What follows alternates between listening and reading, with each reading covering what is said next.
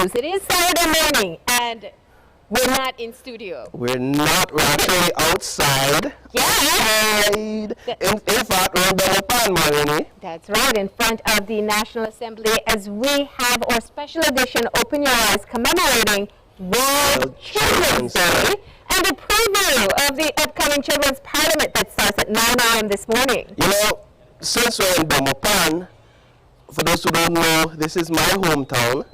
And I think it's only right that I personally and officially welcome our viewers to Belmopan. Okay. I think it wouldn't be official unless I say welcome to Belmopan, my hometown, right here on the footsteps of the National Assembly building. I just gotta say that when you welcome people into your home, there's usually breakfast involved and coffee and Johnny cakes, maybe some powder bun. I'll work on it. I think all I need to do is make a phone call and we can get something happening.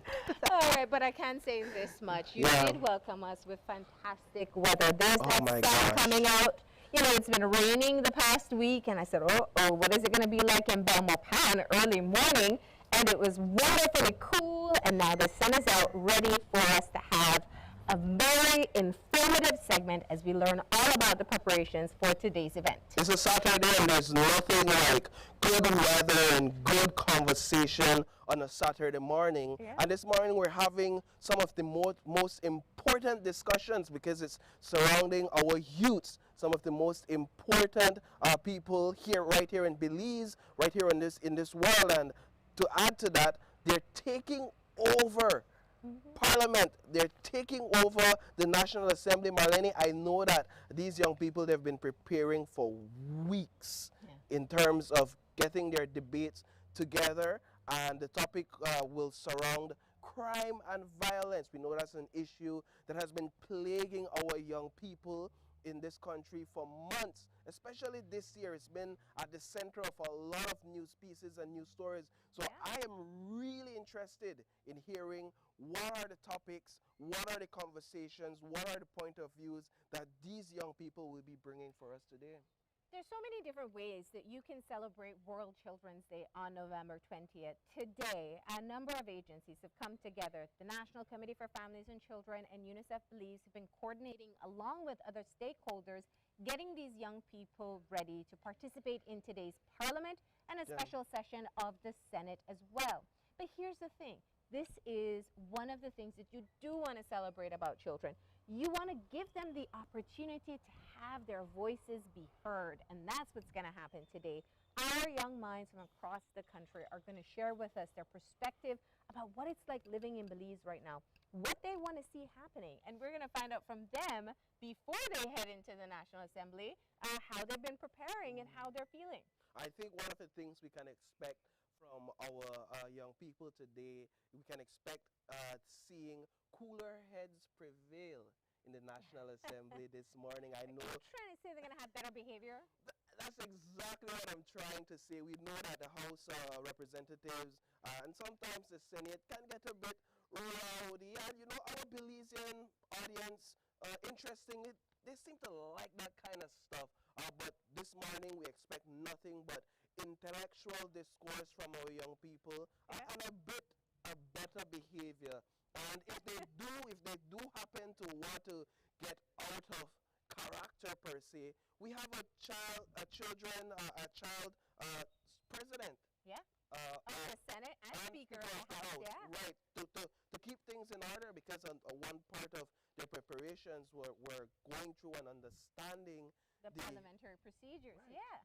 And that's, you know, I mean, they've been working so hard. Even up to yesterday, they had the parliamentarians themselves come in and help with their presentation for this morning. So they are ready to go, dressed for the occasion, and they're going to be giving us a bit of a preview before they start off today's event at 9 a.m. As we said earlier, this is not the first Children's Parliament, but this time around, they are introducing a presentation, a Senate as well, a Senate meeting. Yeah. So we'll have children parliamentarians, that will be in both the House of Representatives and the Senate. All of that is happening this morning. You definitely don't want to miss it. It's going to be live here on Channel 5. It's going to be on our Facebook page streaming, and we'll lead you right up into that event starting now. And so we're going to take a break.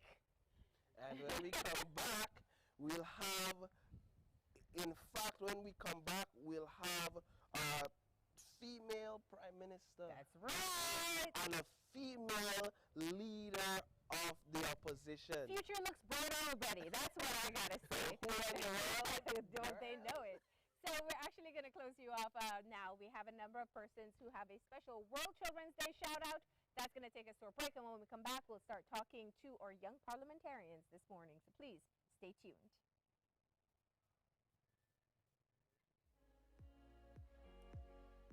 Today, we want to wish all the children of Belize and across the world a happy Children's Day.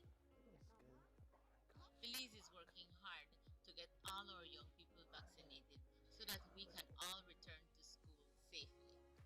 You have lost so much in the past 2 years, and you have a right to be in school, to learn, and to feel safe from abuse, exploitation, violence, and discrimination.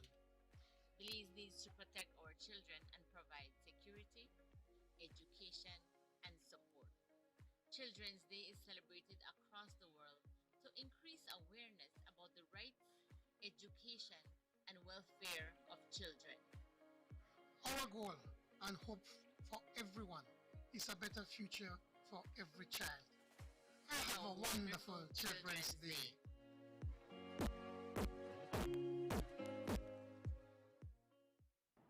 Hello, boys and girls of Belize.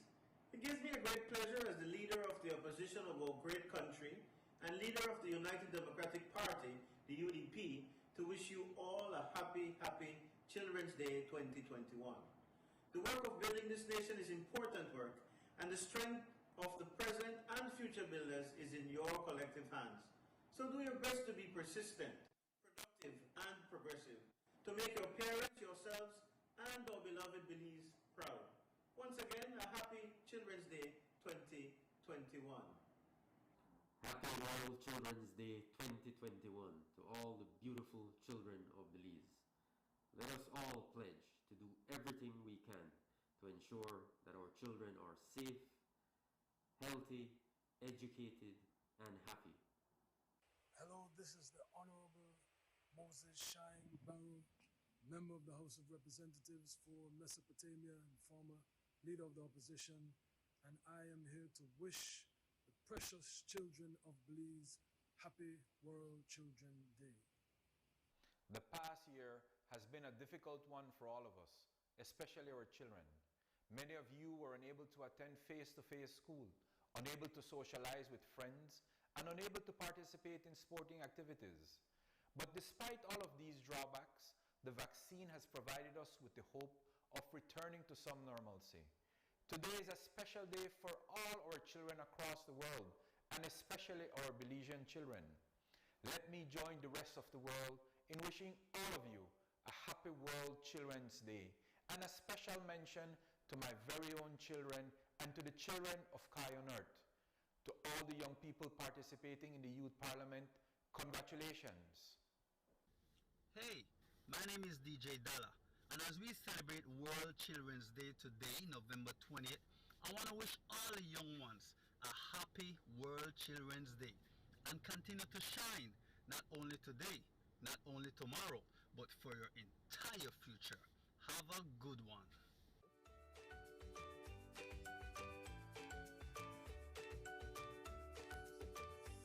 I want to wish all the children of Belize a happy Children's Day, especially to our little princess. Boys and girls, my name is Dr. Fernando Cuellar. I'm here to wish you happy Children's Day. I wish you all the luck in the world, and I would want to ask you to be respectful of each other. I think that's a key to success. Study hard, because education is key. Education is necessary to be successful. Work hard.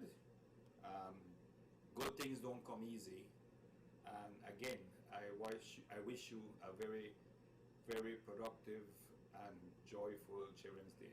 Thank you. Hi, my name is Anthony Mahler, Minister of Tourism and Diaspora Relations. I would like to wish all the children in Belize and around the world a happy World Children's Day. You are our future. My message to you today is to stay in school, study hard, because you are our future doctors, lawyers, nurses, engineers, teachers, and the world depends on the future of our children. So I want to wish you all again a happy World Children's Day and do your best in school. While you all look at the local and global problems affecting our country and the world and come up with your own solutions, I want to take this time to wish you a happy World Children's Day. May your young minds be blessed. Hi everyone. On behalf of the Public Service Union of Belize, I would like to wish all the children of Belize a happy Children's Day. May God continue to bless you as you continue to prepare to be the future leaders of the nation of Belize. Thank you.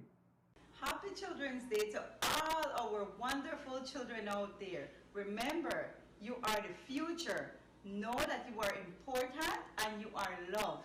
Dream big and be the best you can be. Hello, boys and girls of Infant 2 Martin at Holy Redeemer School. Your teacher here, Mrs. Lopez, wants to wish each and every one of you a happy Children's Day.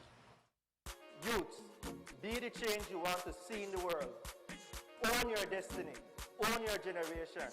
Go where your energy is reciprocated, celebrated, and appreciated. Let's not forget Larry Gillett, Casman Gill, Dwayne Almendaris, and many more young persons who have lost their lives tragically to our streets. Happy Children's Day.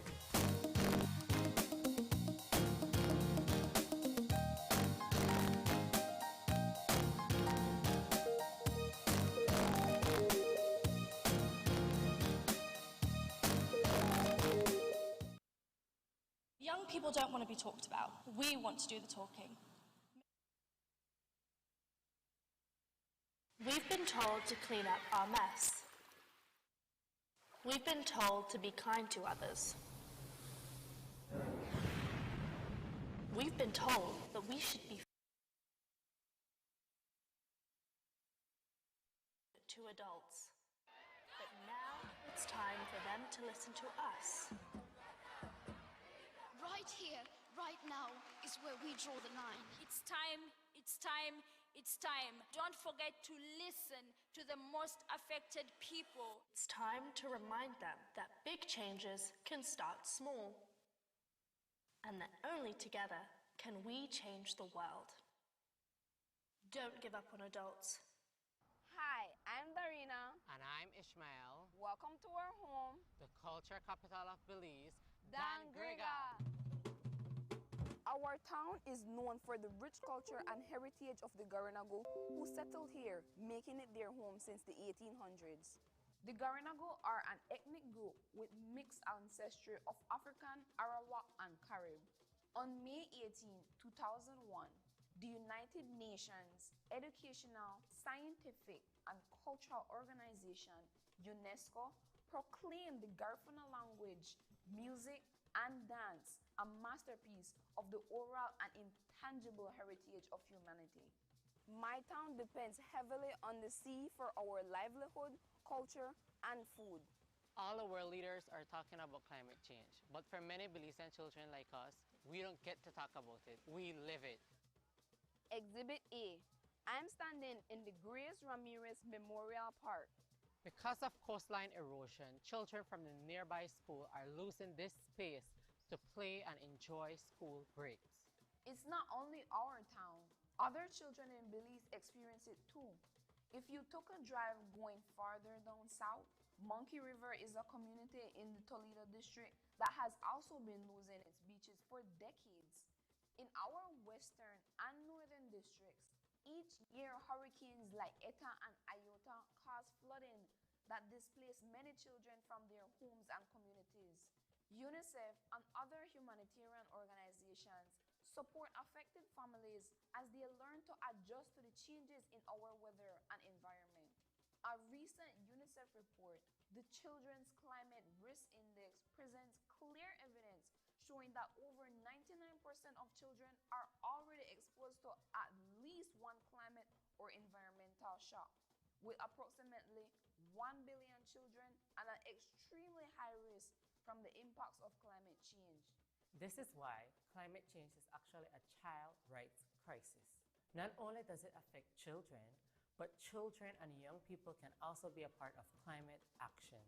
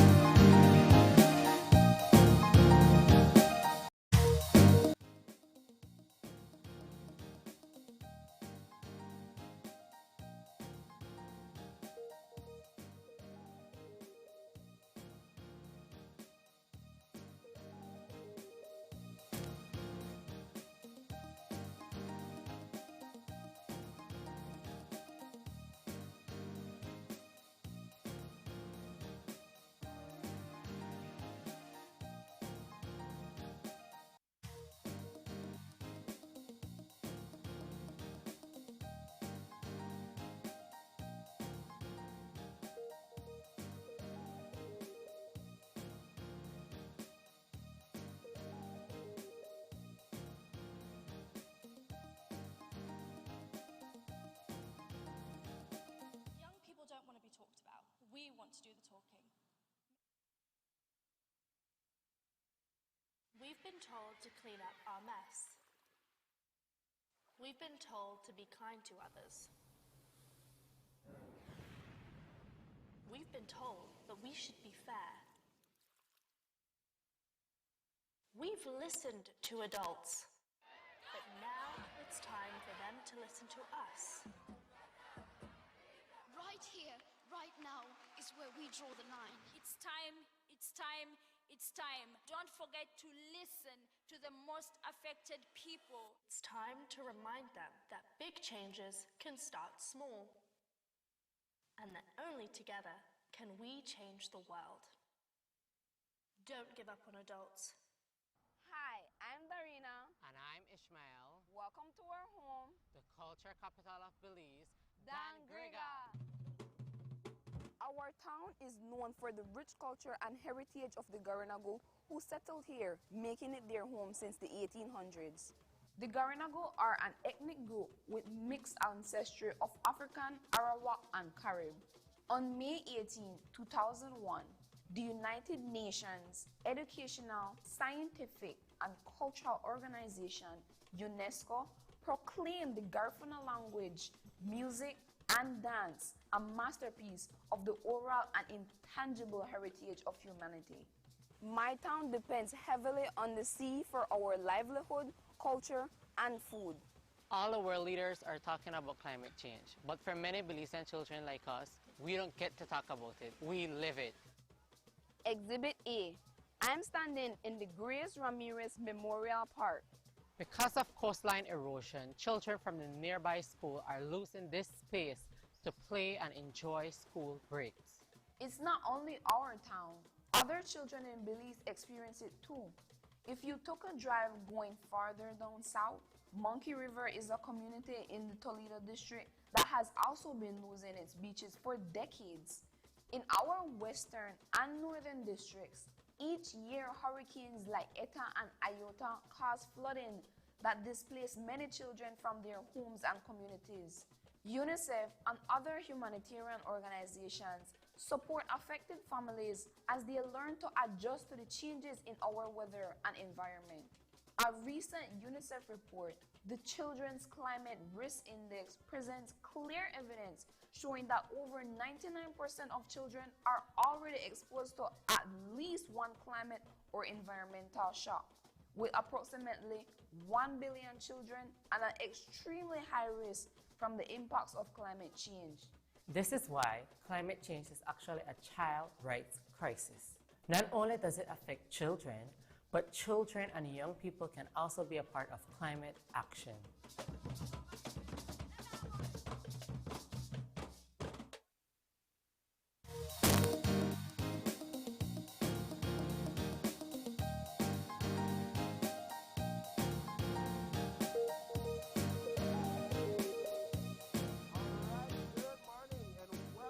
Back to a special edition of Open Your Eyes. This morning, it's all about children. It's a special edition for children. Children taking over Parliament. Children taking over the National Assembly building. And so this morning, for our first conversation, we have on set with us a female Prime Minister by the name of Aspen Peralta. Good morning, Aspen. Good morning. We have our Governor General Representative, Mr. Ishmael Nicholson. Good morning, Ishmael. Good morning. And for the Leader of the Opposition, we have Sia Motwani. Good morning, Leader of the Opposition. Good morning to you. Now, don't let their ages fool you. Don't let the looks of their youth deceive you. These are actually young, intellectual children that have been preparing for weeks for this amazing discussion. Marlene? Yeah. I just want to know how they're feeling. You're an hour or two away from going into the House and making your presentation. How are you feeling this morning? I'm feeling fine, very excited. Yes, I'm also excited. It's a bit nerve-wracking, but... Oh, good. I'm sure it is. Now, I was really interested in finding out this process of participating in the Parliament. You had to apply to participate. So I want to know, what were you thinking when you saw this announcement and said, yeah, I'm going to apply for that? You're 14 years old, and you thought this would be interesting. Because I've always been interested in government. Like, one of my biggest goals in the future is to be the actual first woman prime minister. I've always been interested in how the cabinet and the Senate and the House of Representatives work. So when I got the opportunity to actually be a part of the process and see the behind the scenes, I was like, I'll take it. I'll take it anytime. Yeah, and for you, Sia? I mean, I saw the opportunity and I thought, it's a good opportunity to be able to represent your country like this. So I was like, I should go for it. Yeah. Well, when I saw the application, I was like, it's time. It's time to do this. And it's something, I'm a leader, and I believe that leaders are born, so I have the passion, and I'm like, I'm gonna do this. Yeah. I know that the main topic of conversation, a debate inside the House will be a bill surrounding crime and violence. Why crime and violence? All the different members of Parliament, they decided that. We voted, and we had different topics. We had poverty, we had education, but then the members, they're experiencing these things, and so they wanted to speak about crime and violence, and so they decided on that. And Prime Minister, how important do you think it is to have this sort of discussion with youths at this level? I think it's very important because the youth are experiencing it in their communities with all of the gun violence, and we're losing a lot of young people to the gun violence. So I think they feel impacted by it because it's the youth, like their fellow classmates that they might be in school with, or people that they're their neighbors. Like, we just want to make a difference in that so that we don't keep losing young people that might be very good leaders for our country, that could impact our country very much. Yeah, I can see why you're the Prime Minister. Very well spoken. I want to take it over to Sia for a moment, because it's not just being able to express your opinion, it's learning the parliamentary process itself. You were able to meet with the person you are representing, the Leader of the Opposition, Honorable Patrick Faber.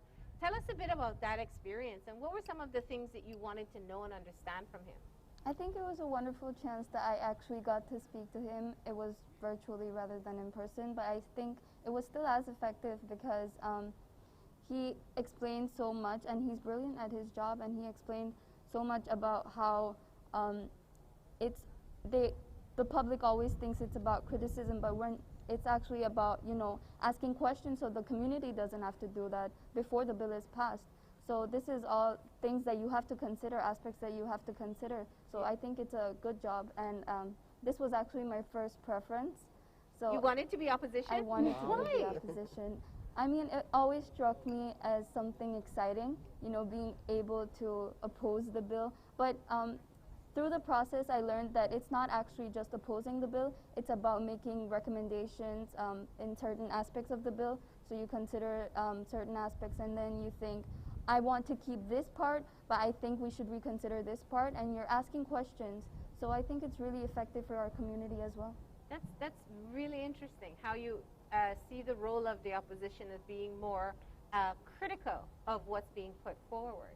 And let's move over to Mr. Governor General. What's your experience? I saw that you met with Governor General Froila Salam. Yes, I met with Her Excellency, and I had an in-person meeting, so I was at first of course I was very excited because you know you're meeting the commander in chief. Yes. The person in charge. I like how you express that. And of course, you know, and it's also I wanted, when I applied, I wanted to become the governor general.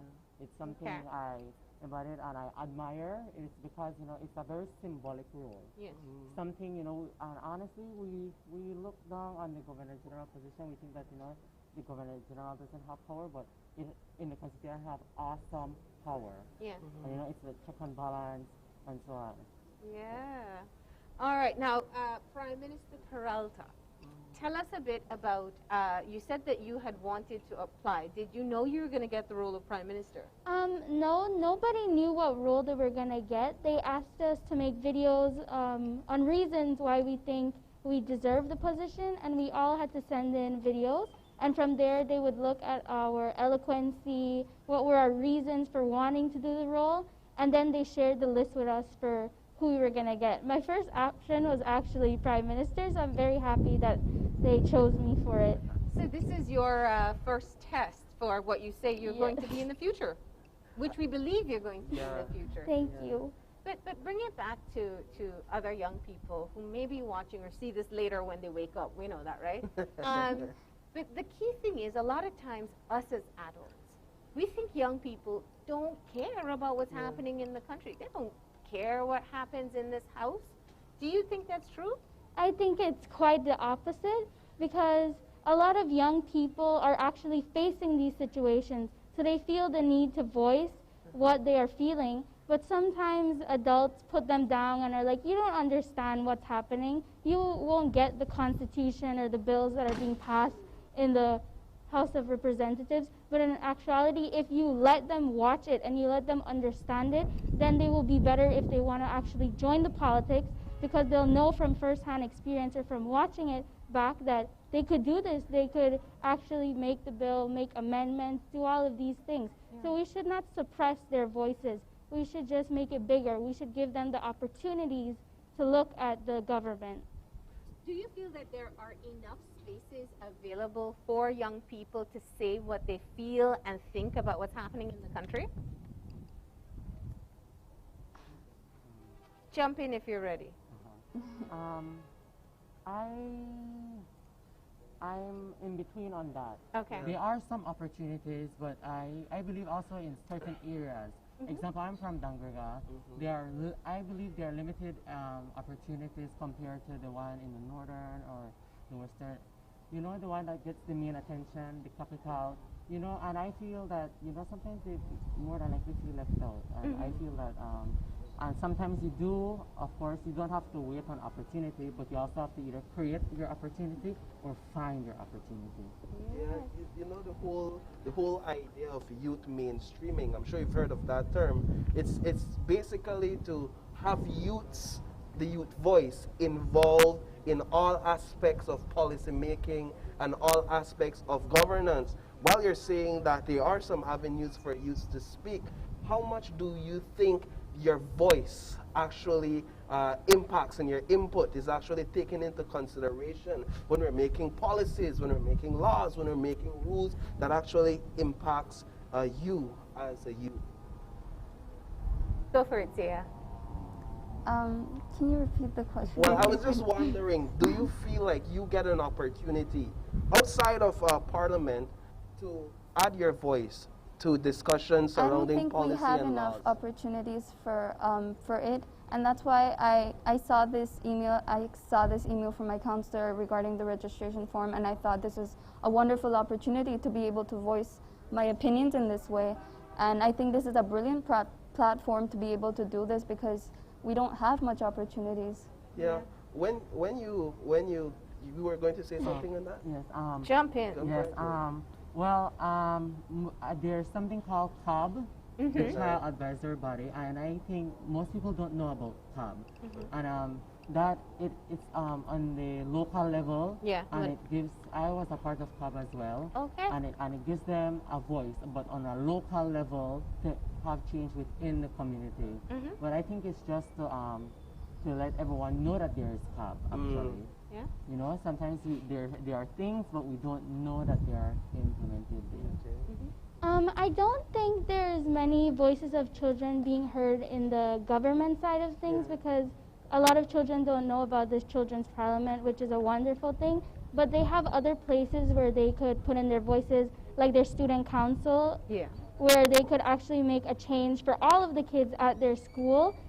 There's stuff in your community, like there's community councils for children, I believe. I think my community has one where children come together and they do what's right for the community. They recycle stuff. They make sure that the community is clean. So in that aspect, I do think there's voices for children. But in this aspect with the parliament and the Senate, I don't think there's many aspects of children voices being heard. All right, let's shift over for a bit. So a big part of this process, you applied, you were accepted, you got your specific role, and then you had to learn all the rules and procedures. Was there anything surprising about the procedures that you've learned? The most interesting thing was the standing orders, I feel like. It's very precise in the House of Representatives. You need to do many things to make sure that you're keeping in conduct with what the speaker wants. So I think that was the most interesting thing for me. Because interesting because what you see on television is different? Is very different than what you're actually supposed to do. And that's the most interesting. But I already knew about the government before this, so when I came here, it was just like fun seeing the place and all the things happening. Yeah. Anything stands out from what you learned? I mean, when I saw it, I thought of how formal it actually is and how professional it is with all the terms like, you know, Mr. Speaker, Madam Speaker, and I think it took us a while to get used to that and sort of move away from like, you know, laughing at it or something. Yeah. But I think it was important to maintain decorum and realize that this is an opportunity for us and that we should be able to represent our country in the best way possible. Yeah. Well, I actually had an opportunity to be a part of the parliament in 2019. Okay. So I had some experience. Yes, I had experience, and so I understand the standing orders, but this year I'm not within the House nor the Senate, so I don't necessarily have a standing order, but I have to play a particular set of rules, you know, don't do certain stuff. Yeah, yeah. Is there any one of the standing orders you're going in today with thinking, I have to keep this in the back of my mind, I have to keep this, I have to make sure I get this part? I think the standing order that makes reference to referring to your notes, because everybody wants to be able to glance down at their notes, but we have to remember that we have to ask for the permission. So it might be difficult sometimes, like having to tell yourself you have to ask. You can't just look down. Yeah. I think that's the most difficult standing order that we have right now because everybody is very professional. Nobody interrupts. It's very a professional area for all of us. So looking back at what will happen today, let's say we fast forward to midday, everything has been presented. What do you hope will be the impact after all of you have used this opportunity to express what you think is think and feel about what's happening in the country. I hope more youths will be able to stand up to certain issues that they feel strongly about, and I do feel strongly about crime and violence. I think our youth experiences it on a daily. Either they're victims or they're perpetrators, they're involved in it, or and yeah, I think it's a big issue right now, and that we should all be focusing on it. It's interesting because you're from Corozal, and I think the assumption when we talk about crime and violence is people feel it's localized to Belize City. But being in Corozal, it still is something that affects you. Yeah, I mean, it's not as much, but I think we still experience, I think a lot of the districts, most of the districts do experience it, and it's a countrywide problem, it's worldwide problem, so everyone has their, I mean, everyone goes through it. Yeah, yeah. You have anything? So, you wanted to? Well, afterwards, well, I'm expecting that the actual people that are in the house, you know, listen, because this bill is actually it's a legit bill. It can go through. It goes by all the rules. It has gone through the process of looking into the bill. So the bill is actually, it can actually be passed. Yeah. But because, you know, we're not the actual members, yeah, they can actually pass this bill to help, and I think they should. And you drafted it with help. Yes. Yeah. We chose the topic of it, and then it was drafted and sent to us. Yeah. And I think all of us agreed that this is a very influential bill for the country. So, Madam Prime Minister, what is different about this crime and violence bill compared to all the others this country has attempted? I think right now the most prevalent issue in our country is the violence. Like you're hearing about, you turn on your news, and the first thing that you see is a murder case or a robbery case, or something around the issue of crime and violence. Now, all of the other instances with the education, they're still very important, but right now, this issue is the biggest issue for our country, especially impacting the youth. So I think that's what we should focus on, and I think that's why we picked it, because we all feel very impacted by it. We could feel it in our hearts that this is happening, and we don't want it to happen to our fellow children of the country. I mean, I am looking forward. Do you feel nervous at all about sharing your perspective with all of the country? If anything, I think it's exciting that we get to do this, and we are a bit nervous because, well, whole country. But then again, we chose to do this, and we feel strongly about this. We chose the topic, and we think that doing this would be beneficial for the country. So, so crime and violence was voted #1. What was #2? Who remembers? We're not sure. Well, we don't actually know that. The coordinators will Okay. Well, what was your #1? Did all of you want the bill to be on crime and violence, or did you have another inclination? Go ahead, tell me. Well, I actually voted for poverty, because poverty can go in every single area. Crime and violence, education, it can string from poverty, and that's why I voted for poverty. I voted for adolescent health and well-being because especially during this pandemic, there was a lot of focus on our mental health and our well-being, so I think it should have been focused on. But I think crime and violence is just as important, and it doesn't matter the topic because we feel strongly about each one of them. I also voted for adolescent health and well-being. I just think the physical and mental impacts of the pandemic right now on children having to be on their computers from 8 in the morning to like 11 in the night is not helping them really. And it also involves drug substances and teen pregnancies, which I think is very important for our country to know about these things. Yeah. Oh, wow.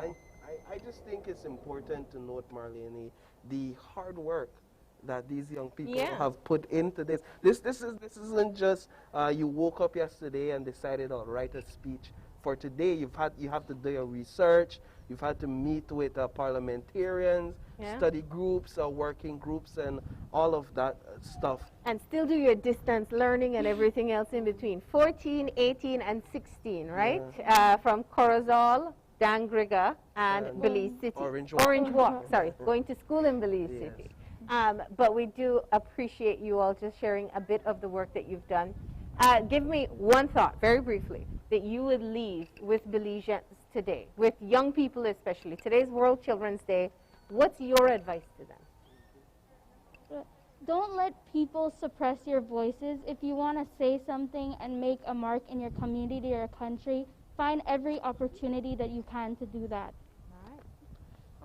I would say, you know, stand up for what you believe in. You know, do what you can, and with your time is very valuable, and you should try and do as much as you can because time do fly fast.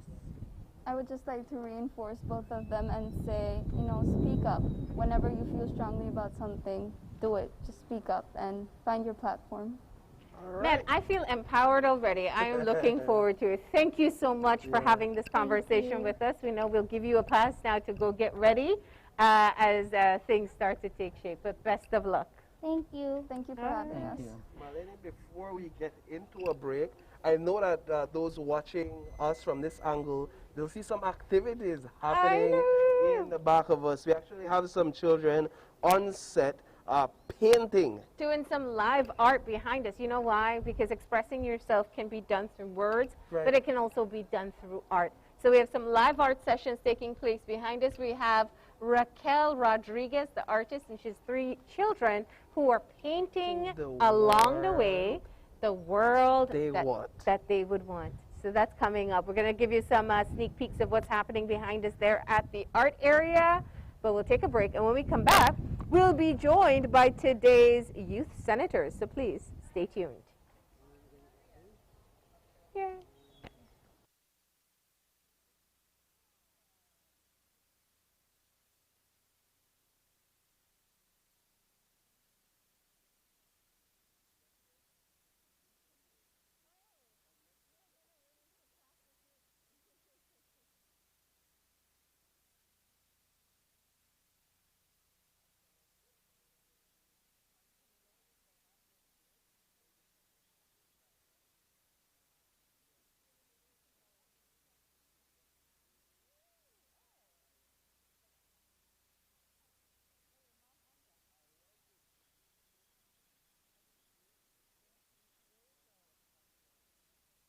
Hi, my name is Jordan Flowers. I just want to tell Happy Children's Day.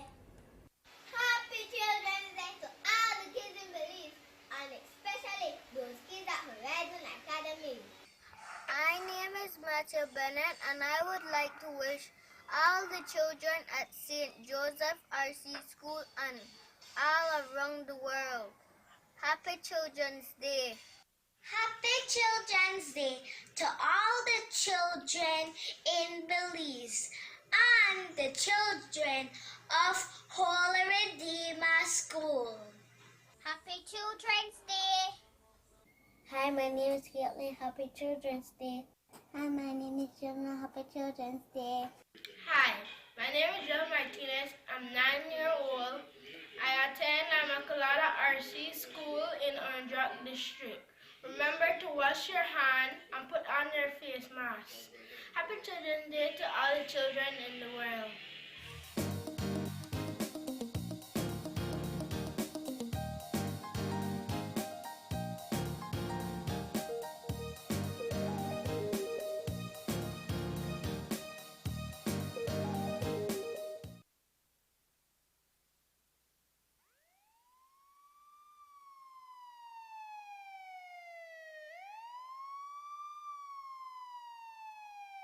Children who come in conflict with the law because of an alleged offense need our support, our caring, and to know that life affords them a second chance. As children grow, they often test the boundaries of society. As a result, they may find themselves on the wrong side of the law. Many of these children have, more often than not, experienced abuse, neglect, and the absence of parental support and guidance. This is when we, as communities, must embrace the opportunity to provide these children with the support they need. A justice system that values children's rights knows that children need special protection and must be treated differently from adults. A juvenile justice system focuses on rehabilitation, which reduces the potential for trauma while teaching accountability for actions. Juvenile justice presents a new path for positive change. It is an opportunity for young offenders to develop life skills while learning how to be a productive member of their communities. It is not a free pass. It is an alternative. And even an alternative sentence teaches that actions do have consequences. Juvenile justice can only be realized through community, compassion, and support. Let's embrace the opportunity to positively engage with our young people. Together, let's wheel and come again and rethink juvenile justice. Let's help our children and build a better community.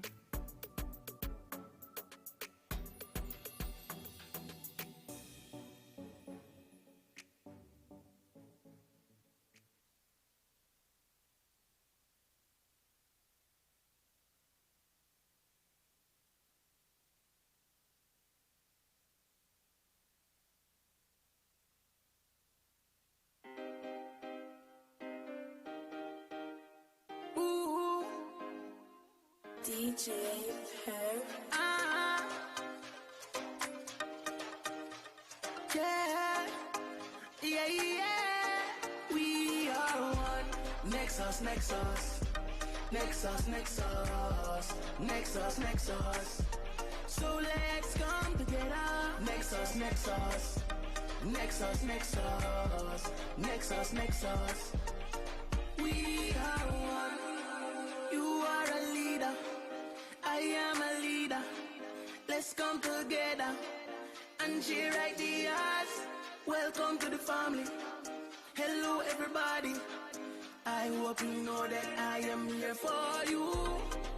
This is a safe place, them better make way, cause we're the future and we all got the same aim. They're on the same page. Everybody needs somebody in this day and age. It's in our DNA. We were born for greatness, so let's not be strangers. My sisters and brothers, we are one. Nexus, Nexus. Nexus, Nexus. Nexus, Nexus. So let's come together. Nexus, Nexus. Nexus, Nexus. Nexus, Nexus.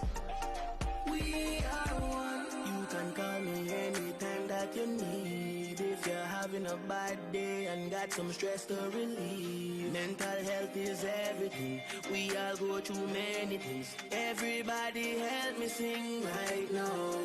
We are one. Nexus, Nexus. Nexus, Nexus. Nexus, Nexus. So let's come together. Nexus, Nexus. Nexus, Nexus. Nexus, Nexus. We are one. Come spend some time online. On Nexus you can find healthy ways to live your life. Don't just take my advice. Come see it for yourself. You owe yourself, and that's what we are telling you, my friend. Nexus is for all are we. I'm inviting you to an educational session about good fitness and good nutrition. Become a better you, yeah, that's our mission. You're one click away from a great decision. I know it won't be boring. Youths your age will be telling their stories. The world can change if we just start slowly. We are one. Nexus, Nexus. Nexus, Nexus. Nexus, Nexus. So let's come together. Nexus, Nexus. Nexus, Nexus. Nexus, Nexus. We are one.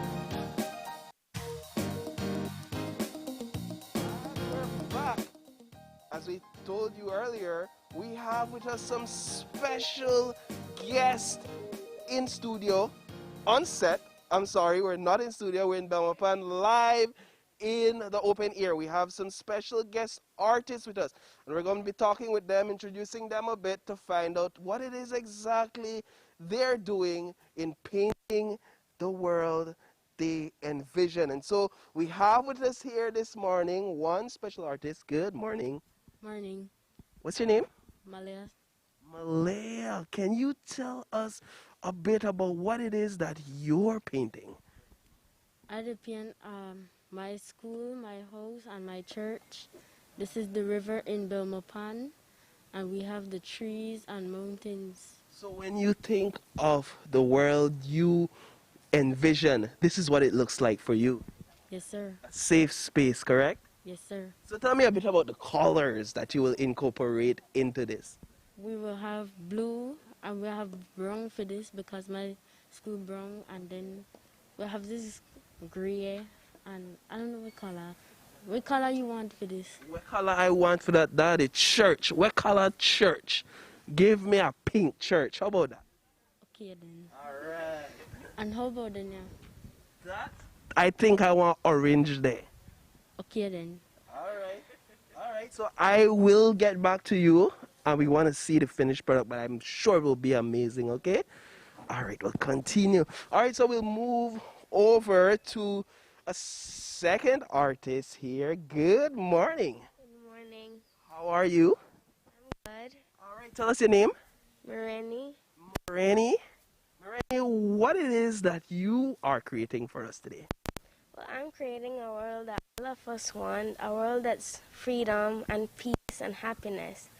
Like you see here, we're having people that's planting, they're enjoying the view, and the people like helping, you know, a world that we want with peace and happiness. I mean, already it looks amazing. A lot happening. Tell us about some of the colors that you'll be incorporating in here. You thought about that yet? Yeah, I was thinking it's like nature. We have blue, we have green, and brown. We have nature colors. Well, I could tell you, I look forward to this. You look like you know what you're doing, a professional here. So I'll leave you to it, and then we'll get back with you a bit later, you know? All right. And so we have one final artist to speak to. I assume she's the youngest, but she seems to have the loudest voice here. Good morning. Good morning. What's your name? My name is Priya. Priya. My name is Paul. So you're Priya, I'm Paul. Both of our names begin with P. How are you? I'm good. All right. So I want you to tell me a bit about what it is that you have going on here right now. I'm girl. It's confident and it's really big. Yeah. I have some stars. Do you like stars? Yes. Yeah. What else do you like? I like countries too. You like countries too, because I think this is the world, right? This is the globe. Yes. So tell me about some of the colors that you will use. I will use orange, pink, green, and yellow, and purple. Well, you know what, Priya, we look forward to seeing the final results, right? So we'll check back with you later, okay? Have fun. You too. Thank you. Having fun. All right, and so with that, let me just get a bit quickly the woman behind all of this, the woman behind all of this, Raquel Rodriguez and Elizabeth Usher.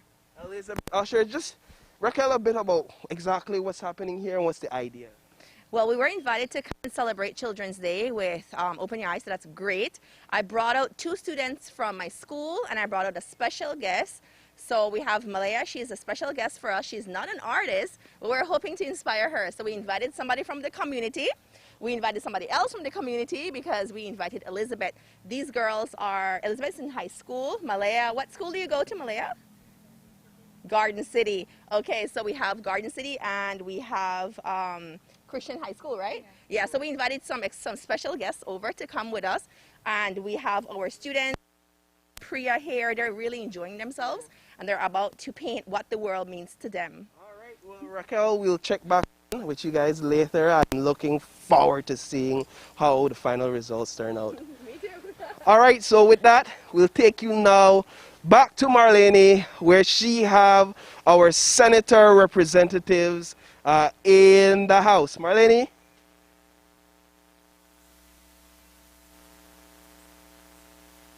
Once they have all the color.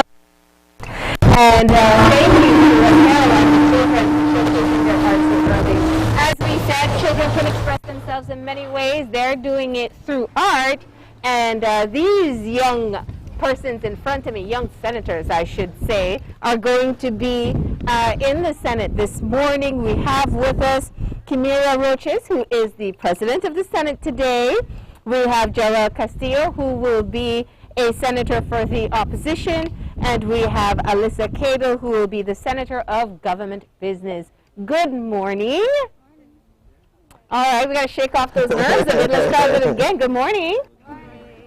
All right. So first of all, I want to say how you all are representing different areas. So you're from Orange Walk Town. You're from Georgetown, Stann Creek, Gerald. And Alyssa, you are from Orange Walk Town. Yes.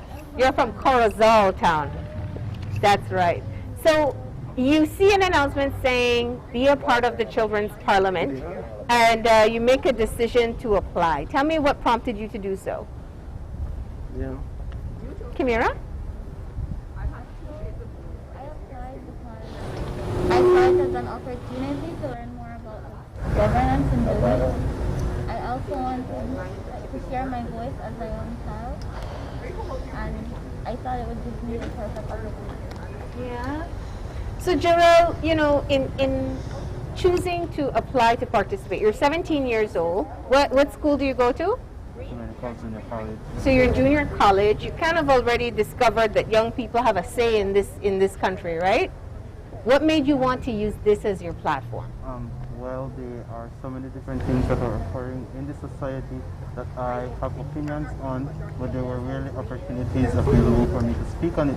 So I thought that, well, this is on the national stage, so what better opportunity to do so. Yeah. All right, and Alyssa? Well, at a very young age, they taught me to use my voice and use what I know to help others, especially if the other people don't have an opportunity to use their voice. And I believe this was an amazing opportunity to showcase what us as children can do and that we are capable. Yeah. Now, the Senate is going to be included for the first time for this year's Children's Parliament. And I guess that meant your first preference was to be a part of the House of Representatives first. And then we found out that the Senate's involved. What are some of the things you've learned about being a part of the upper house? Personally, I believe that most people don't see the upper house as they believe that most people aren't very involved in the fact that the Senate does have a essential part to play in the moving of bills. And actually, my first choice was to be the Go ahead. My first choice was to be the president of the Senate. I actually got that, and I was very excited. Okay, everybody got water? All right. Yeah? Yeah? All right. And for you, Gerald? Well, there are many different benefits for the Senate. First, like you stated, this is the first year that there is a Senate, and the difference between us and the House is that the House members are elected while we are appointed. And another benefit of the Senate is that there are social partners included, and that is unique to us Belize. So there are perspectives provided from many different organizations such as the business and the churches as well. No, I don't think she Go ahead. Yeah. Well, my first choice wasn't actually in the Senate, but I am actually more than satisfied with the role that I got, because I was not really aware of everything that the leader of government business has to do in the Senate, but we do play a very important role, and I'm very much satisfied that I got this role and I got to experience what this role had to offer. Now your role, I mean, you play a significant role in the Senate. Yeah. You're president of the Senate. Correct? Correct? You're Leader. President. All right, so then I want to talk to you. You basically have to know the standing orders. Correct. And to manage the floor. How challenging is that, and how do you intend to keep things in order inside the Senate? I am the youngest member in the Senate. Are you? And I try to not let that bring me down, because I need them to listen to my voice. So I do my job and try to keep it to the best of my ability, so that everyone knows that. Do you get a chance to sit with the current president of the Senate? No, sir. Okay, not. That's supposed to happen today, you said, right? Yeah. Okay. Now, it's so interesting, you know, it's only within our recent times that there's been the introduction of the 13th senator, which really changes the dynamic of the Senate itself. Is that something you think that people really grasp in understanding that the Senate is, in fact, the final approval of new legislations or amended legislation in the country? I do believe that there aren't many people out there that know that the Senate, the upper house, is mostly responsible to pass the bill on to the Governor General. Yeah. Yeah. And the opportunity to be able to send it back for revision. That's also something you explored? Yes, and personally as a senator for the opposition, it was really great for us because we had the opportunity to see what we liked and agreed about on the bill, and we also had the opportunity to make amendments and suggestions. So while many people may think that since we're the opposition, all we should do is critique the bill, we also have certain things in the bill that we agree on and certain things that we want to see improved. And that's why we are proposing many different amendments today in the city. Okay. Now, the bill that will be introduced is on crime and violence. Let's talk about what that means for you as a young person in your community. Whoever feels ready. Go ahead, Alex. Well, when they gave us the choices to choose the bill, I know that this one touched really close to home for all of us, because especially with the young children losing their, that lost their life to violence, and most of them were around all of our ages. So we all felt it a little close to home, and most of us thought that it was very important that we pass this bill, because it's important to protect our children. Not spared. You're from Downgrigga, right? From Georgetown. Georgetown. I know your community is not spared, because we have young people even in in that side, Stan Creek, dying to crime and violence. Correct? Yes, you are right. I think many of us cling sorry to the bill of crime and violence, because it is something that we have seen occurred recently in our country. There have been many different deaths in all areas across Belize, and the senators as well as members of the House, they knew some of the people that died. They knew what they went through, and so we thought that this bill would be more productive, because we know, we have experienced it, and we know what the children are feeling and what they are facing as well. So that's why we are basically speaking about crime and violence today. I just want to take a moment to say that the parliamentarians have arrived. This is The House members. Yes, these are the House members. Okay, they're coming out in order too. Yes, they come out in order. It shows the humbling dynamic of this. We saw that at a regular house. Imagine we saw the Prime Minister coming out of a Shabbos. So you guys have been in camp since yesterday? Since Thursday. Since Thursday? Yeah. Doing your final preparation. Yes. So everybody has arrived together, and they'll be making their way out in just a bit. But Kimera, let's come back to you for a second. I know you're very nervous this morning, so just tell us a bit about one of the things that you hope when people watch today's House meeting and Senate meeting that you hope young people will recognize and pay attention to. I hope that children countrywide will actually watch the children's parliament and realize the fact that children do have a voice in what happens in our country. I hope that it encourages many people around to many children countrywide to you hope that it inspires children countrywide to use their voices?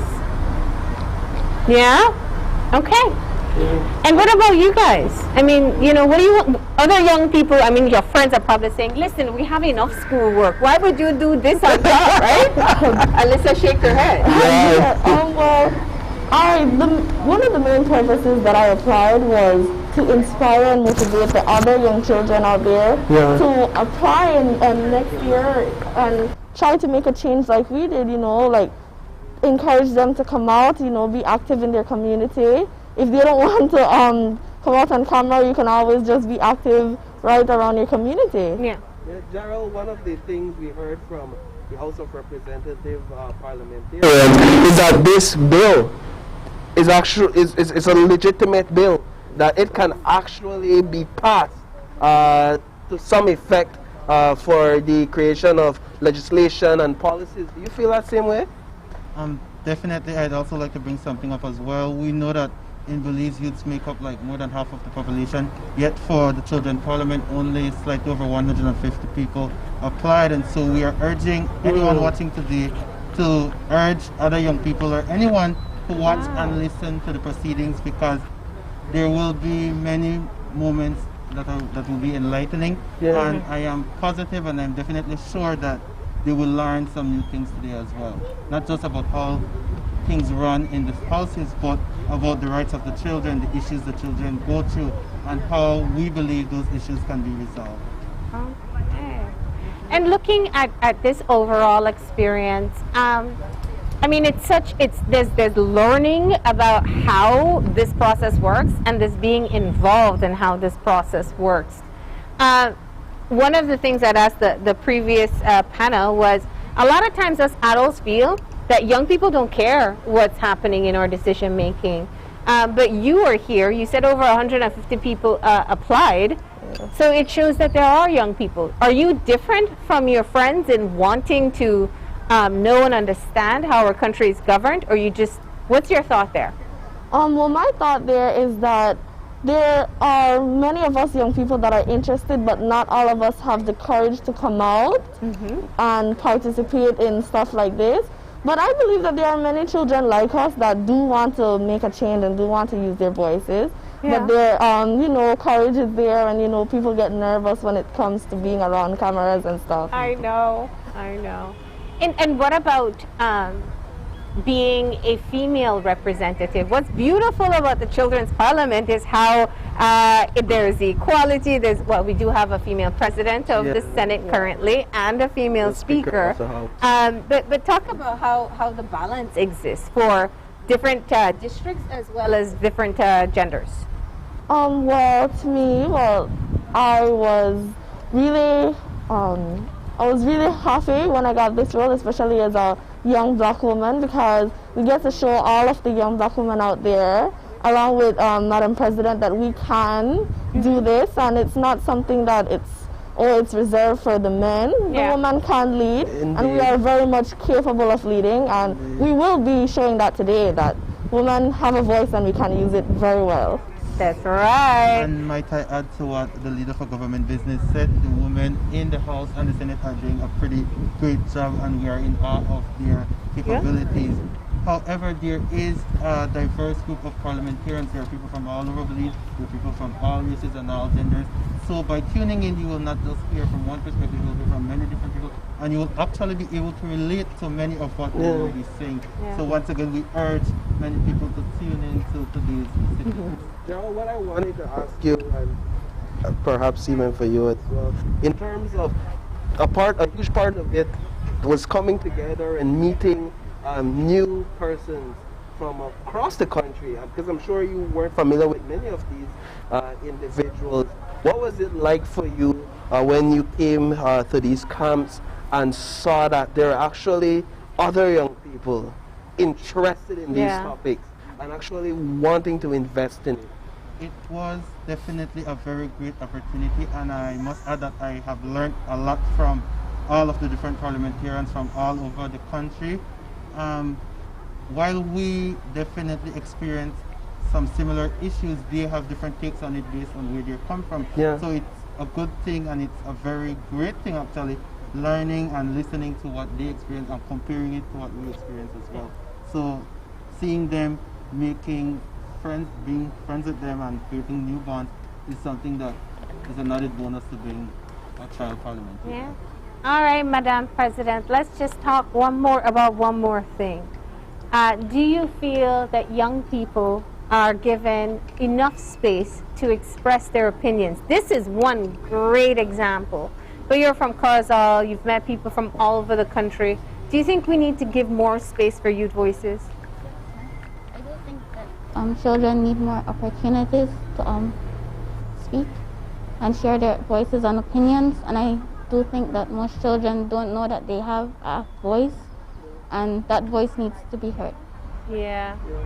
All right. Anything else you would like to say? I want to leave one message to all the young people who will be tuning in, so you could just look on right over there into that camera and give them one final thought as we close off. Alyssa? Well, guys, I just want you to tune in. I want you guys to enjoy what we have for you. I want you to be inspired so that you can also come out into your community and show that you can also be a leader in your community. This is a time for us to inspire you and motivate you to be great.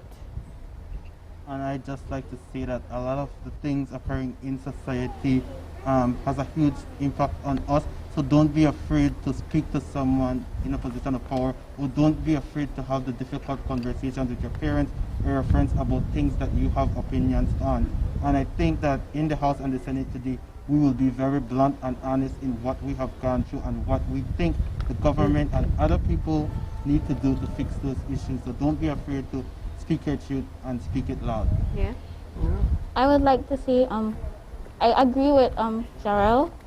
You really have a voice, and that voice needs to be heard. I would like to encourage many children to apply for the Children's Parliament, those that are interested, and I hope that I can encourage you to show an interest in sharing your voice. Fantastic. Well, we look forward to seeing you in the Senate later on this morning. Thank you all for joining us, and I'm sure you're ready to join the rest of your colleagues to get on in and get ready.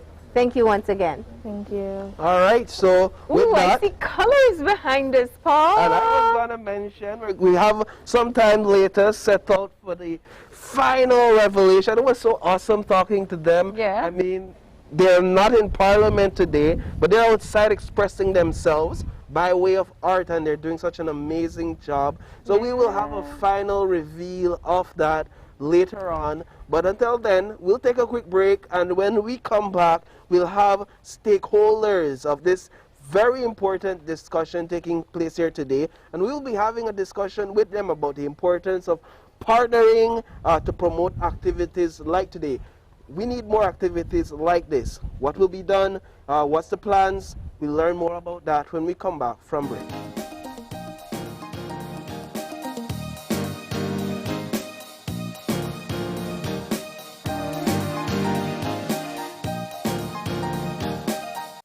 Mi nombre es Consuelo Flores.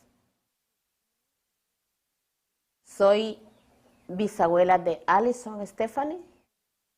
Verónica fue una madre adolescente, entonces yo creía que ella no estaba capacitada para cuidar a la niña bien. Entonces eso es lo que me promovió más para yo cuidar a la niña.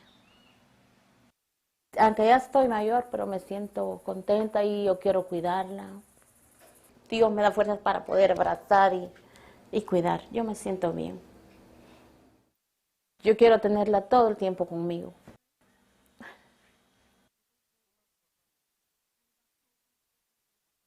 O sea que le voy enseñando lo poquito que, como el respeto, la humildad.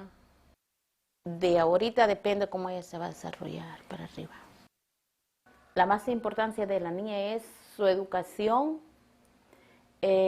a enseñarla a conducirse por un buen camino para que ella y el mañana de ella sea diferente al de nosotros. Que ella no vaya a sufrir como uno sufrió o como su mamá de ella sufrió. Belize joins the rest of the world in celebrating the International Day of the Girl Child. Every year, October 11 is celebrated to highlight the achievements and potential of girls. This day is also used to highlight and address the needs and challenges that girls face every day. The National Commission for Families and Children, the United Nations Children's Fund, and the United Nations Population Fund in Belize are celebrating the International Day of the Girl Child by bringing awareness to child marriage and early unions in Belize. Child marriage and early unions is a serious issue in Belize. In fact, Belize has the second highest rate of child marriage and early unions in the Caribbean. Key drivers or causes of child marriage and early unions are complex, diverse, and interlinked. They range from early pregnancy and barriers to access education to gaps in policy and legislation. In Belize, for example, 10% of males between the ages of 15 to 19 are in a marriage or informal union. Even more alarming is that this number doubles for females of the same age group.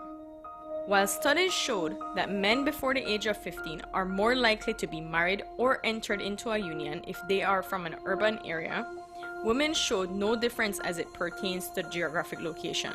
As it relates to poverty and income, child marriage and early unions is something that can affect anyone, regardless of their economic status. Even ethnicity doesn't display any major disparity as it relates to child marriage and early unions for women. Child marriage and early unions can have direct and long-lasting physical, sexual, and psychological consequences for women and girls, which can be devastating.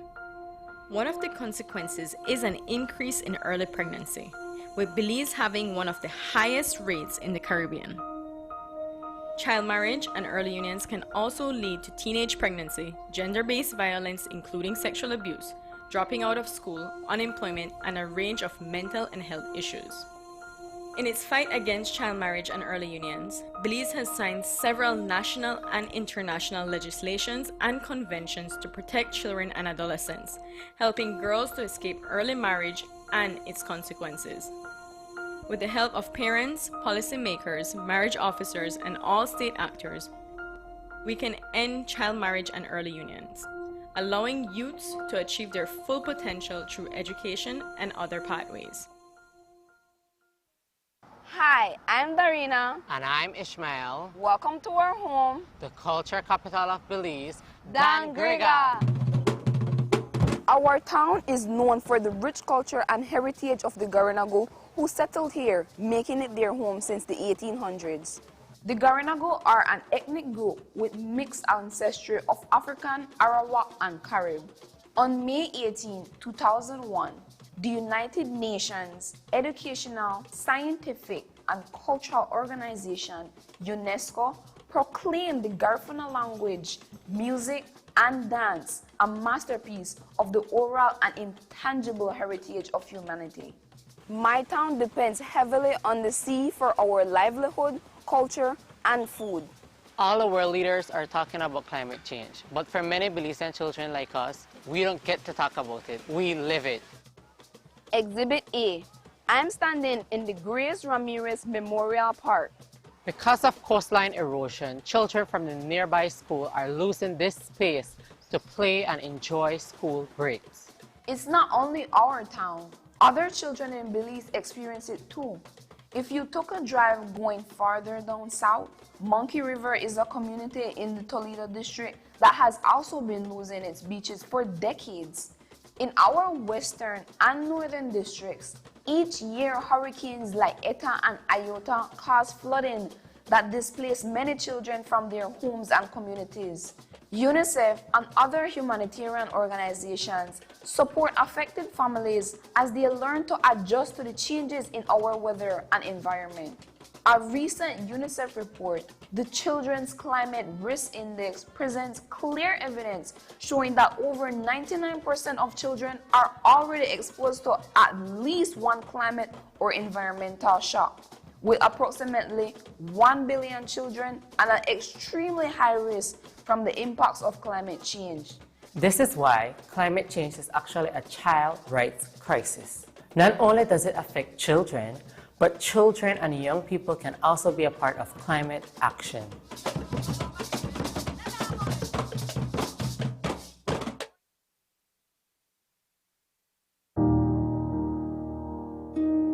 Hi, is Zola Bustamante. I'm 16 years old. I was sexually abused. While this makes me a victim, what I really am now is a survivor. And I'm here to share my story with hope of reaching other young women and girls that you aren't alone, and if something like this ever happens, you can get help too. I was 13 years old when I was sexually abused by my father, and he threatens me if I told anyone. One day I moved to my grandparents' house, which I fell down, got hurt, and I ended up at the hospital.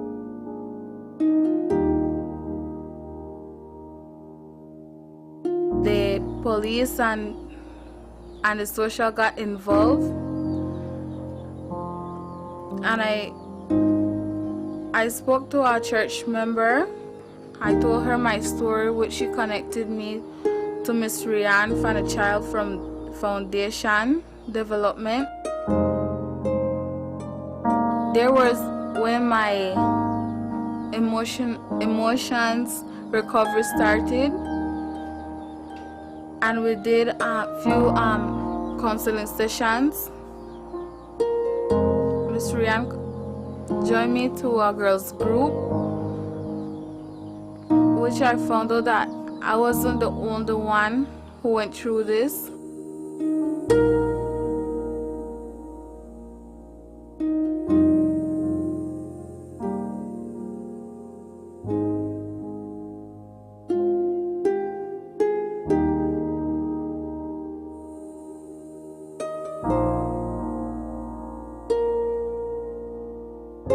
Remember, don't be afraid to get help, because you don't need to stay in an abusive situation.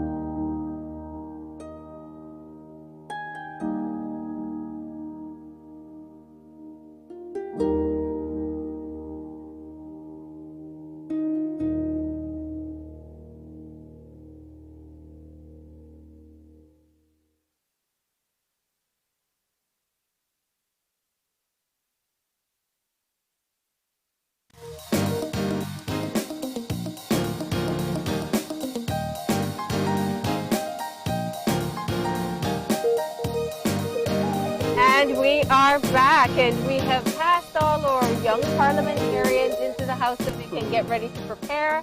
And now we are talking to some of the organizers or organizing agencies behind the scenes. We have with us the UNICEF representative for Belize, Alison Parker. Thank you. Good morning. Good morning. And we have the chair of the National Commission for Families and Children, Areni Palacio Morgan. Good morning. Good morning, ladies. Well, I have to say, there was a lot of youthful energy here that we are all trying to keep up with. And I can only imagine what it's been like from your end, being able to select the participants and getting them ready for today. Let's talk about why an event like this is important in recognizing the involvement of children in decision making. Thank you so much, Melanie, and it's really amazing to be here this morning. It has been almost an impossible feat to pull through within a COVID context, but the energy of the children has been amazing. For us at UNICEF, World Children's Day goes as far back as the 19th century. So as far back as around 1857, nations started coming together to identify a day that everybody can focus on just children. And over the years, we have seen this evolve to the point where we had the Declaration of the Rights of Children in 1939, and then this was followed many years later by the Convention on the Rights of the Child. So today is a day when we, as governments, as nations, as global entities, as international agencies, as duty bearers, we sit back and we reflect on where are the children today? The commitments we made, where are we in terms of that investment for children? Because every nation state knows that the future and the prosperity of any nation lies in its children and the investment we make in them today. And so today is one moment when we are looking at that investment. And key to that is the participation of children. Because when you look at the issue of civic engagement, you have voting, you have volunteerism, and you have participation. And we have seen globally that any nation or neighborhood or community that creates the space for its young people, its children, to have dialogue, to participate in decision making, there is more cohesion. Yeah. There is a healthier community. There are less issues of mental health. There are less issues of suicide. There are less issues of crime in those communities. And so today in Belize, I think this is a really critical moment when we are creating that space for the next generation of leaders to start expressing their views on how they see Belize in the coming year. So an amazing moment. Yeah, yeah.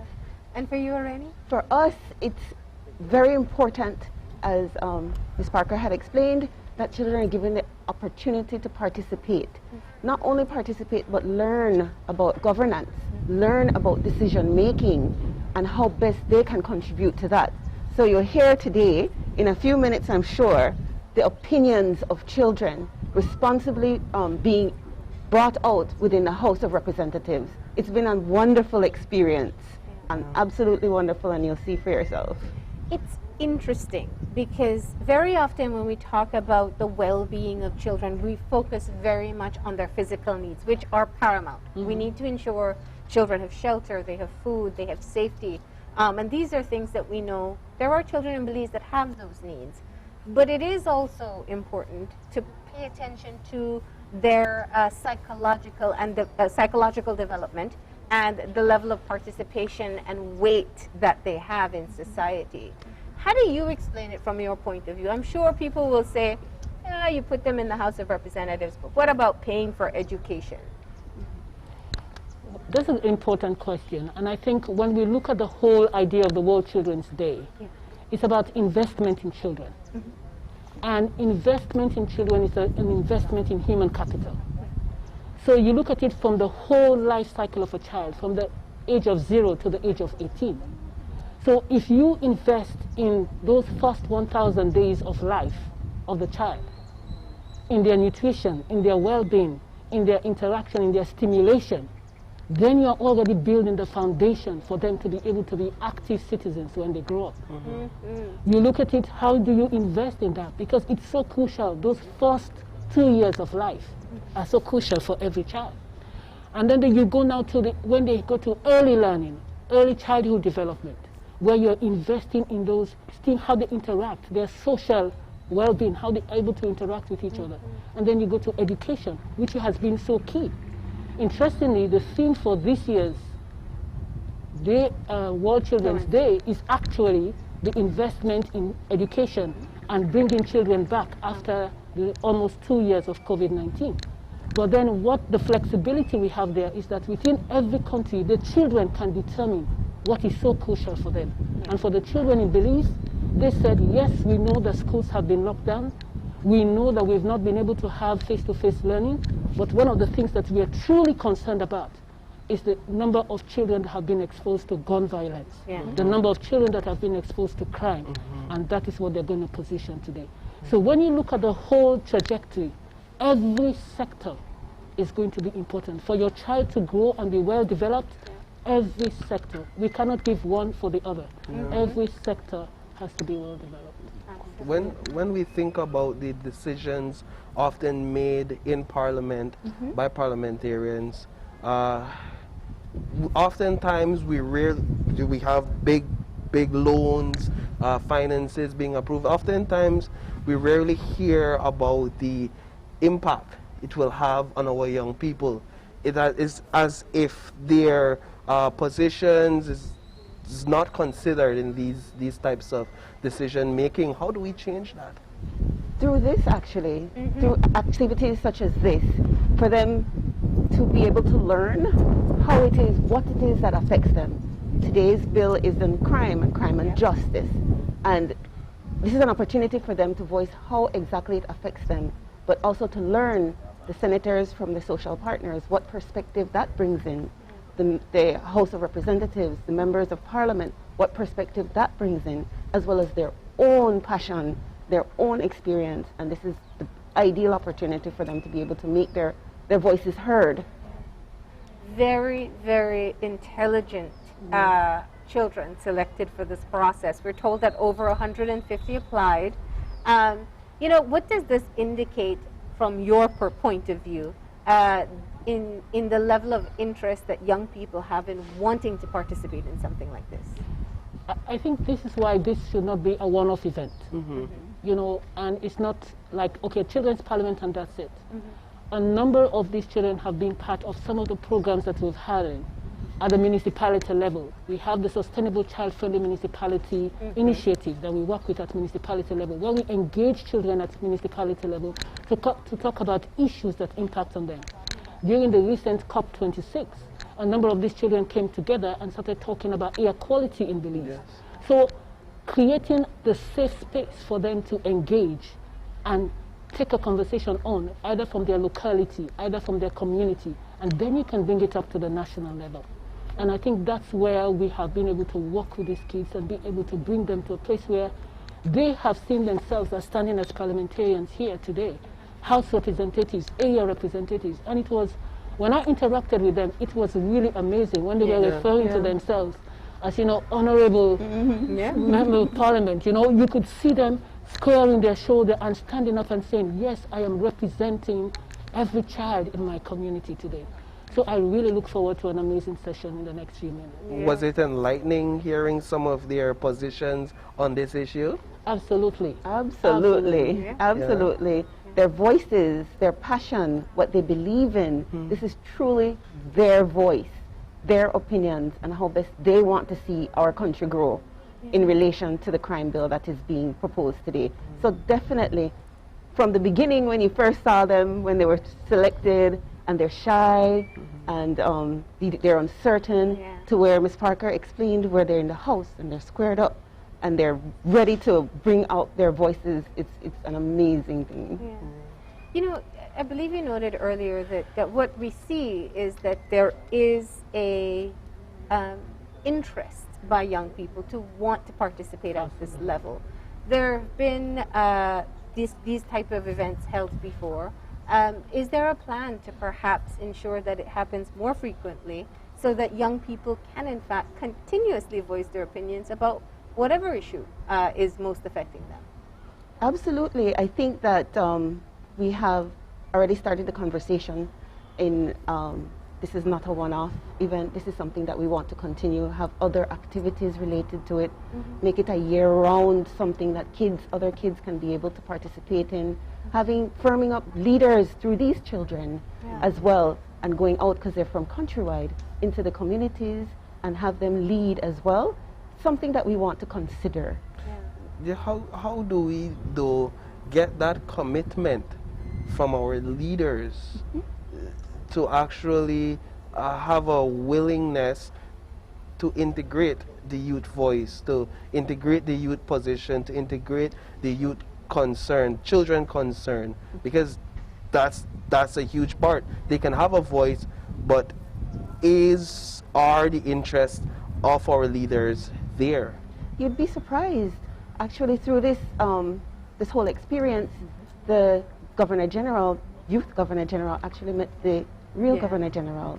The youth leader of the opposition will have an opportunity to meet the real leader of the opposition, President of the Senate, Speaker of the House. So we want to also create the environment where they can also, the other members can engage with the youth, and in that way they'll be able to understand their position as well.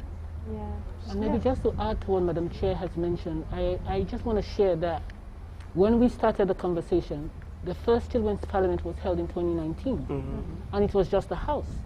This time when we engage with the Speaker of Parliament, he says, no, we want to show the whole legislative framework. We want them to understand. It's also an educational process where people understand that passing a bill is not just through the House of Parliament, which everybody sees. It goes through a whole process from the Parliament to the committee, to the Senate, and then before it can be sent back from the Senate, and then it can be approved by the Senate, and then it goes through the GG.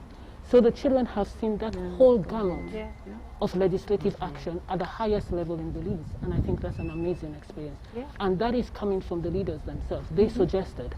And during the session, we even had the Deputy Prime Minister coming in yesterday to speak to the kids and show that they are interested in what they're saying and give them tips on, okay, this is how you do it. So for me, I think this could be a good starting point where we can actually take it further. And I'm sure there are going to be a whole lot of people listening to them today and hear what they're saying.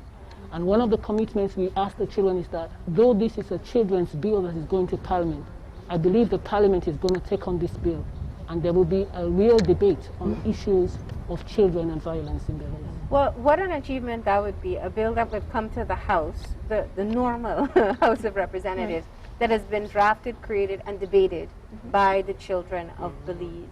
Now, that's one of the questions I want to ask. People oftentimes see children speak out, and for whatever reason, they're skeptical. And they say, oh, that's not the child themselves speaking. They've been prompted, they've been coached. This is, I'm sure we'll hear a bit of that today. Scripted. Yeah. I can tell you from interviewing, they clearly have their own thoughts and opinions on things. How much freedom did they have in putting together what they would present today? Make no mistake, Marlene, it is the opinion of the children. It is them that came, they learned how to research, how to cite, and so on, so they were able to come up with their own opinions. So when they speak in the House today, it is their opinion, and it is their voice that is being heard, not anybody else's. Now let's look at the overall celebration of World Children's Day. Typically, it is a holiday for us here in Belize because we have Garifuna Settlement Day the day before. What other ways can people join in the participation today? You want to go? No, one of the messages I sent out to the team was to just go out today and just be kind to any child that you come across. There are so many children in need, and with what we've gone through as a country due to COVID-19, children have been the hardest hit. Putting a smile on a child's face today could be one of the greatest gifts you can ever give. And I just want us to just do something good for them. Go out there where you know there are, even those who are in conflict with the law, even those who are in orphanages, even those who are in shelters. Let's do something special for them today and let them realize that there is a day that they are special to everybody. And I think that's something we can celebrate within the context in which we find ourselves. Beyond that, it's actually a celebration of childhood. When we look back, I think some of the best memories we have are the memories as children. And I think we want to give that gift to, we owe it to give that gift to every child. Absolutely, Ms. Parker captured it very well. She captured it very well, but I'm sure there are several organizations, non-governmental organizations, other civil society that have activities related to children. Learn what the theme is, learn what NCFC and other organizations are doing, and volunteer as best as you can, but appreciate your children today. They are the future of our country, so by all means do that. Yeah. You know, earlier you mentioned that this is the starting point to magnifying the youth voice. It is in fact a great starting point. What a lot of people don't realize is that a lot of the decisions that affect us on the ground in the nation are actually made inside the National Assembly, at your school, at your hospital, at your local clinics, perhaps even in the parks you play. A lot of those decisions, how they develop a park, how they develop a community, is actually made inside the house. And so to have the youths be able to add to that discussion at that level where decisions are being made, it is the right starting point for their voice to be magnified. Absolutely, and in addition to that, actually, is for them to understand how their democracy works, how they select leaders. And this process, for today, they learned what it is to select a leader, how important a role they play in selecting leaders, those who represent us eventually in the House of Representatives. You know, one of the youth senators, Youth Senator Alyssa Cadle, said she is doing this for all the other young people who don't have the courage to come out and speak. And I think it's such a powerful way to say that these young, brilliant minds, these children, will of course speak what they think and they feel about our country and crime and violence, but speak for children their own age as well, and communities, because they're from all over the country. All right. Any final thoughts or message for World Children's Day? Should we all just be playing like kids, play in the rain when it comes down? I'm up for it. I very much switch.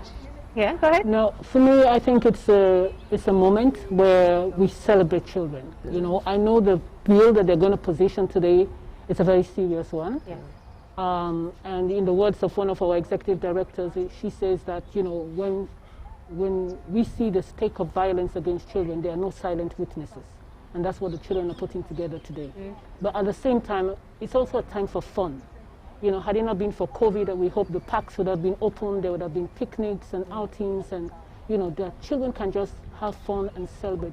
And that's why when we were in the camp, there was so much energy. Yeah. You know, the kids were so excited, having an opportunity to come together again. It's not just about the pep, but the socialization, you know, coming again and meeting people from different schools, different communities, and making friends. So to every child out there, enjoy your day, have a fantastic moment. And to parents, caregivers, duty bearers, let's make this day special for every child.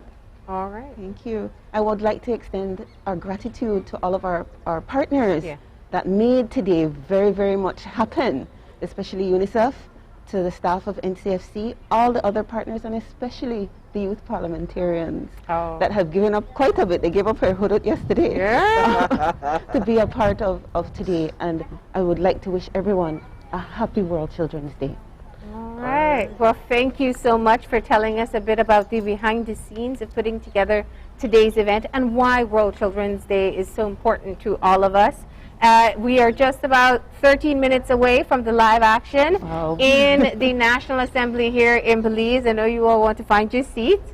We actually have some messages queued up because even the children want to wish the other children of Belize a happy World Children's Day. So we'll take a look at that, and then we'll find out our final update from our live art session happening where the children are showing us the world that they want to live in. We'll have that, but let's see these World Children's Day greetings. Happy Children's Day. Happy Children's Day. Happy Children's Day to all boys and girls, especially the boys and girls at St. Joseph RC School. Good morning. My name is Jamia. I live in Belize. I go to St. Joseph RC School. I'm in Stonebridge Tree, and I want to wish all the children a happy Children's Day. From Belize to the whole wide world. Enjoy. Happy Children's Day to all the children in Belize. Happy Children's Day to all the children in Belize. Happy Children's Day.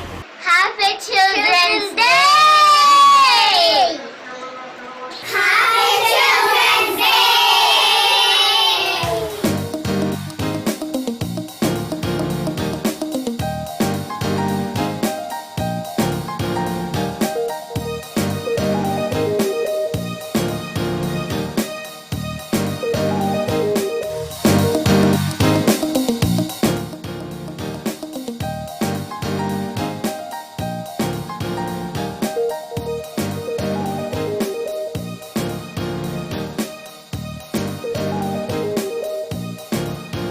Wow. Look at that. Well organized, so professional. Yeah.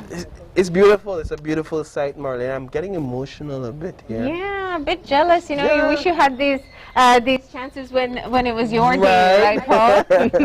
So we know it was the House of Representatives that went in first, and the senators follow after. Yeah. Of course, we will have the live stream on our Facebook page at 9 a.m. when they start.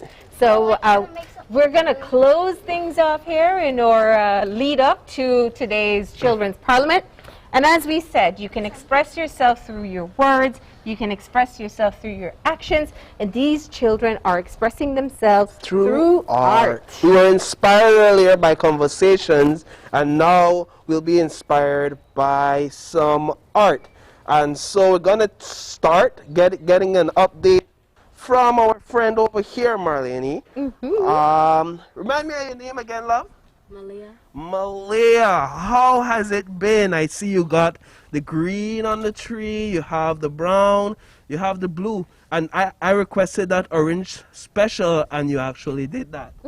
Tell us a bit about how it's going. It's going good. I like it. I want to go into the class. Okay. Oh, you want to You go in have the a new art class. student. Well, I look forward to seeing the end. Church. What color? Remind me what color? Pink. A pink A church. pink church, yeah. Yep, You need that's more it. of that. So Yes. very quickly, Malaya, tell me, what do you want for the world for your future? I want to be where I will be. I will be a pilot. You want to be a pilot? Yeah. Sign me up. I feel safe in your hands, right? Okay, so let's move over to our next artwork. Next artist. This is looking amazing. Remind me again what it is you're painting. I'm painting my world that I Just want to look to the see camera. freedom and peace and happiness. Freedom and peace and happiness. What represents on this piece of art? What represents freedom for you? It presents that we have nature. It's very special to us, and we have people helping, and yeah. Yeah, Malini. Oh, this is beautiful. So we have the people here, and these are trees? Yeah. Okay, and what's this up here? Butterflies. Butterflies. This is your world, and it's all surrounded by greenery as well. That means you want to conserve your environment too, right? Yes. Okay. All right, and what do you want to be when you grow up? I want to be an artist or an actress. An actress. Fantastic. All right. Beautiful. And moving over here. Our third piece of art. I'm Whoa, pretty what a excited whole lot about of this color. one. She even has some studs. Are those real diamonds? Bedazzled. They're real diamonds? Yes. So this is an expensive piece of art. Yes. Oh, wow. So the last time we talked, there weren't any colors on it, and now we have some colors. Tell us about your color selection. So we put the diamonds if it will look better with diamonds because it's colorful. It looks colorful with diamonds, so we decided to put diamonds. Yeah. So you want your world to be shiny? Yes. Okay, tell me what else is happening here. Okay, so there's like an Among Us here. It's Among Us. It's an Among Us place. Okay. Among Us, and also it's an Among Us, but I didn't finish the Among Us yet. Okay. It'll be finished in a while. Yeah. Okay. What else is happening? I see some purple here. What's that? These are the countries. They're different colors. It's pretty cool. What color is is Belize? Orange, pink, purple, yellow. So Belize is red around here. Mhm. So Belize is pink. Yes. Okay. She imagined a pink Belize, pink skies, pink everything, right? Pink diamonds. Yep. Okay. Right. All right. And what do you want to be when you grow up? I want to be an artist and a gynecologist. Okay. I'm going to start. That's a really interesting profession. Think you can do both? Yeah, I'm sure you can. Okay. I'm sure I can. You can do anything. You can. Yes, I can do anything. Come on over here, Raquel and Elizabeth. Because I know you guys get to have the same type of fun all the time. Let me come over on this side. So, tell us a bit about what the children have been able to do. Okay, so I have two students out here today from Raquel Art School. That's Priya and my Marani. So they're out here. We wanted them to express themselves about what their world means to them and what it is that they would want to be when they grow up. And we have special guests with us today. We invited Malaya. So Malaya is not an artist. Today is the first time that she's touching paint, and she's doing very well. We invited her to join the kids because, well, it's Children's Day. Why not have somebody else who hasn't painted before joining on the fun. And then we have Elizabeth with us today because Elizabeth, in high school, they have to do community service and stuff. And because of the corona, I guess it's difficult for them to get some points and things. So I invited her. So I'm trying to recruit any kids who need community service points. We need you in Raquel Art to help us with the kids. And Elizabeth, you're an artist too? No, but I enjoy watching and just watching them. It's really amazing to see what they do with the colors and the paint. Elizabeth's in high school. What do you want to be when you grow up? I think I want to go in culinary arts, so a pastry chef. Ooh. All right, so that means Happy Children's Day to you too. Although I know high schoolers probably don't like to hear that. Happy Teenage Day. All right, so we got to close off as we go live to the House of Representatives. But we want to thank you for coming in and for bringing the children and showcasing some live art for today's special edition Open Your Eyes. All right. I wanted to mention just one more thing. We're doing a community service project with the children in Belmopan, and we're doing that for the rest of this week and next week. It's for the Police Training Academy. So we'll try to come out and put that out as well on the media so you guys can see what we're doing with the youths of Belmopan. And we have tons of sponsors from the community, so they could follow us on Raquel Art, or we'll try to get out on the media as much as we can as well, including the kids in community service. Well, thank you too. And I want to say, I know they're still working, but can you guys come over here for a second? I just want to close off. Come on. Come over here real quick. Just so we can do a really great close, and we're going to tell everybody here. Fans down, the time is up. All right, time. This is your final. All right. So come on right in front of us, and you can very quickly say as we close off, we're going to close off with Happy World Children's Day. But I want to say thank you to everyone who's tuned in for our special edition of Open Your Eyes.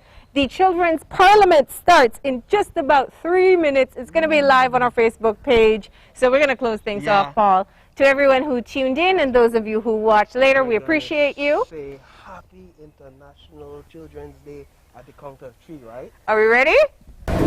You can hold the mic. Who wants to hold the mic? Yeah, all right. 3, 2, 1. Happy International Children's Day. All right, that's it for us. Stay tuned for Brilliant Minds in the House of Representatives.